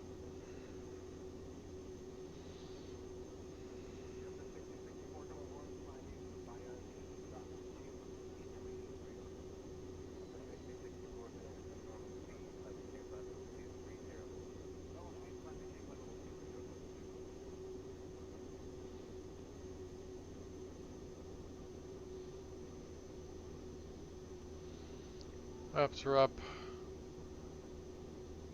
And ropes off.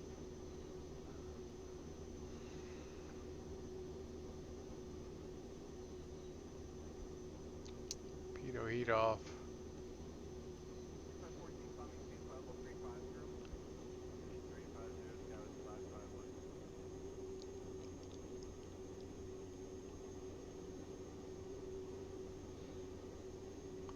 Terminals over there.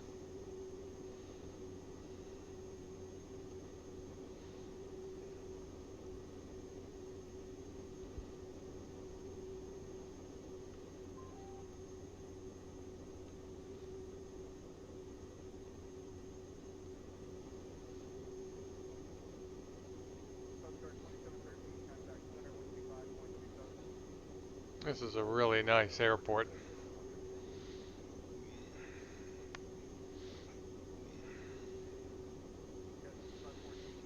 So I've got some more checkout to do on this, but my initial impression is it's a it's a good product. Um,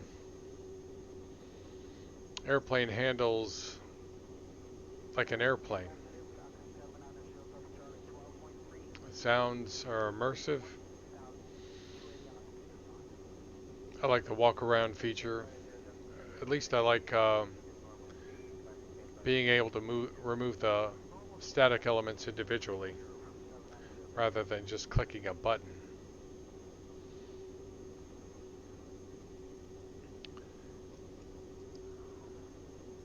That's a nice feature. I'm glad to see they're adding that to other airplanes as well.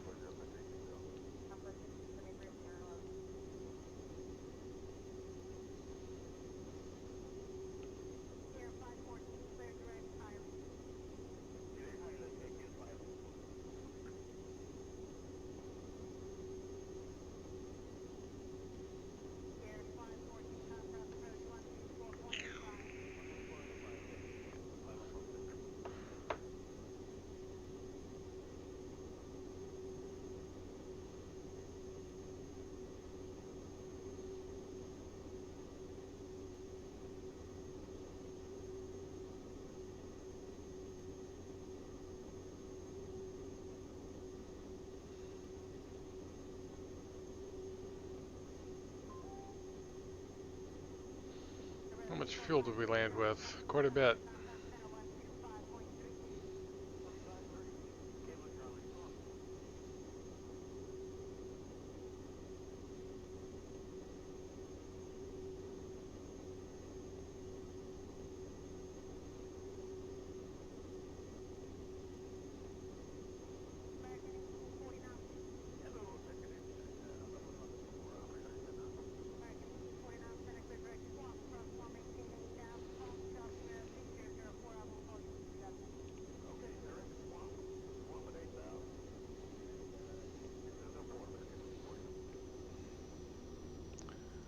I believe this over to the left is an FBO and a flight school.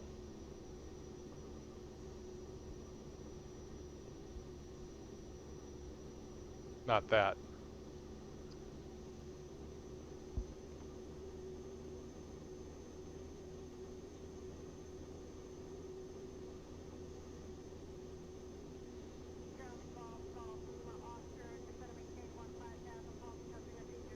Outside air temperature is 27°C.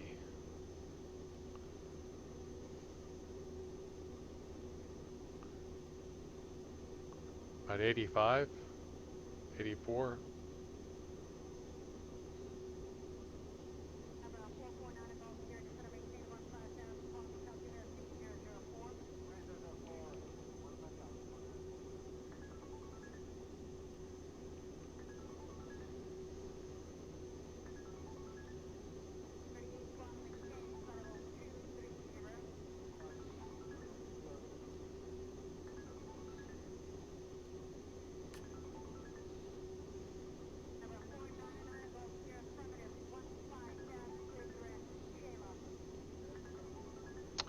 Yeah, I would say this is. I'm glad I spent the money.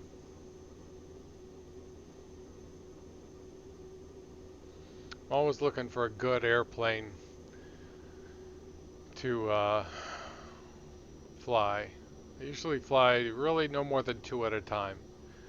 Um,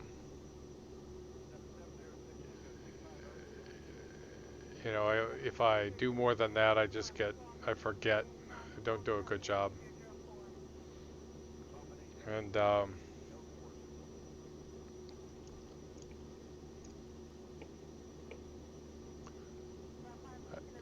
think my pedals are, hold on a sec. Let's go to rudder.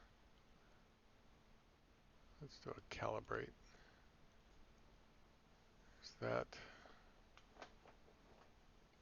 next, next, next. See if that fixes that issue. Done. Yes, it does. I was thinking that I wonder if I take my park and brake off. Now,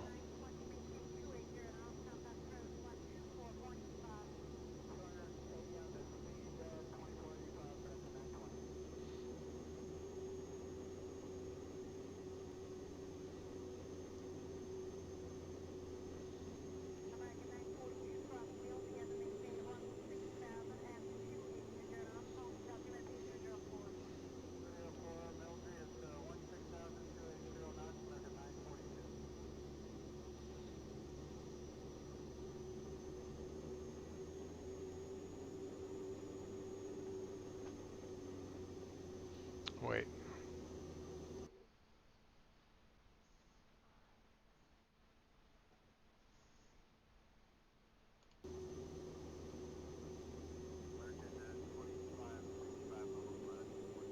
They're not moving. And neither are we.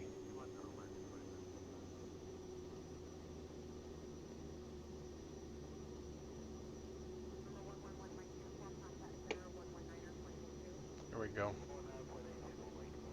Let's see how it does. Yeah, now see it now wants to taxi. So yeah, I had a miscalibration on my rudder pedals.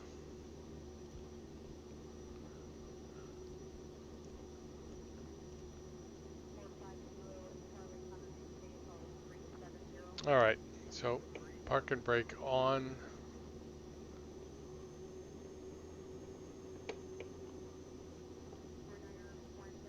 It's on. Avionics 1 and 2 off. Generator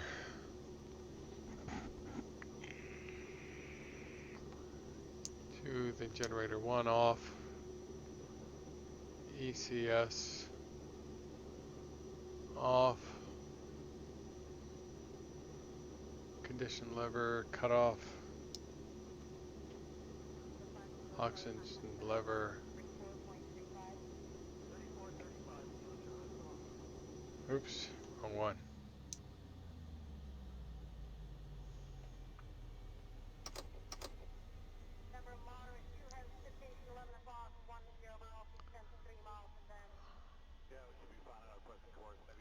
EPS off.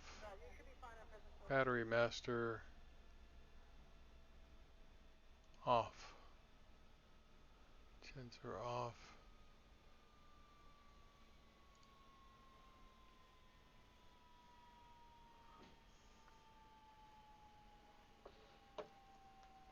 So yeah, I suddenly like the PC-12. So yeah, this is an airplane I could see myself flying. I will be flying this more often now. So worth the investment. If you have the PC-12, I would get rep. If you don't have the PC-12, then uh, I would probably only get it if I got rep also. But in terms of quality, with uh, both combined, so PC-12 probably costs about 35 bucks. Rep costs another 20, so that's $55. Yeah, I'd be okay with that because it's rare to find good airplanes. Period. To me, I think it's really hard. I've got a lot of hangared airplanes, and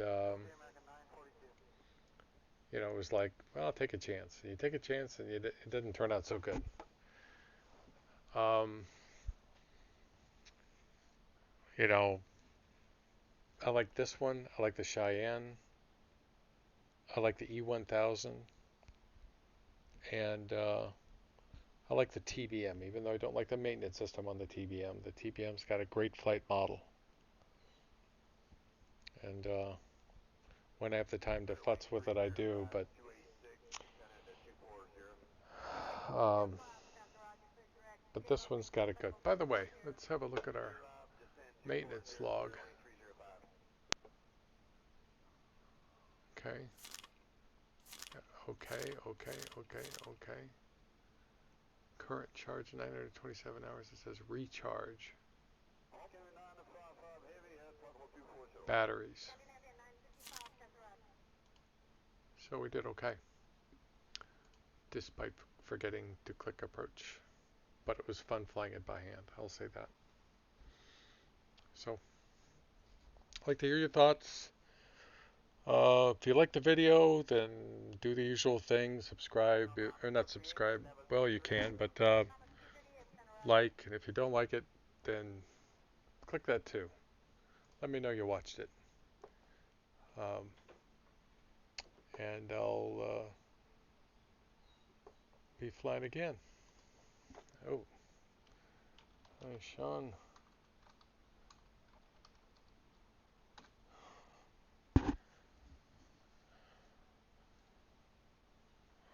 Wasn't expecting somebody to be on the chat.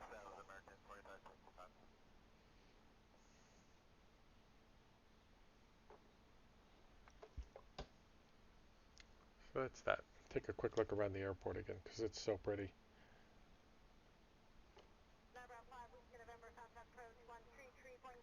I mean, the terrain.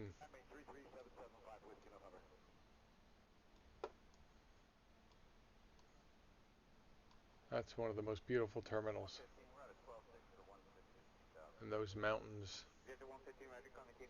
I think it was right around here. It was a KC-135 flew into that. Uh, Years ago. I was standing at the Kirkland terminal, which I think is right there. And I think he flew off of this runway and ended up in that mountain. So yep, hot day, high altitude.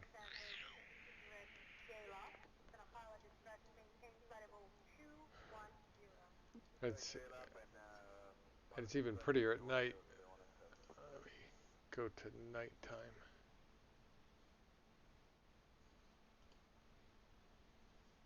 Done. Apply changes and let's click I and see what.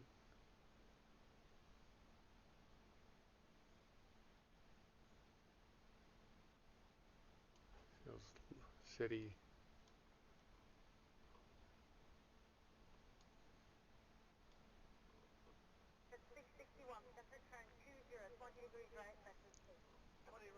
Pretty.